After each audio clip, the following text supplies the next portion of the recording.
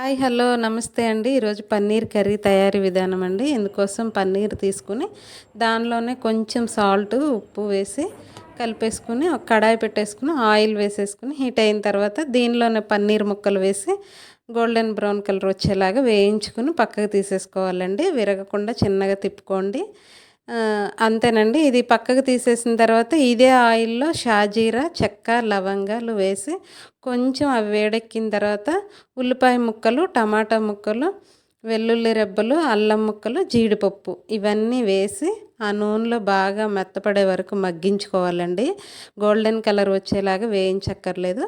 ఇవి బాగా మగ్గిన తర్వాత చల్లారనించి మిక్సీ పట్టుకోవాలండి. మిక్సీ పట్టేటప్పుడే నేను సాల్ట్, కారం వేసుకున్నానండి కర్రీకి తగ్గట్టుగా.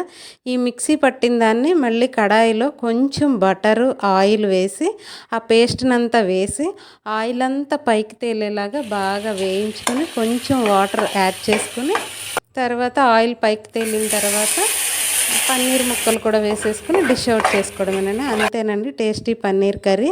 Thank you for watching. Like, share, subscribe.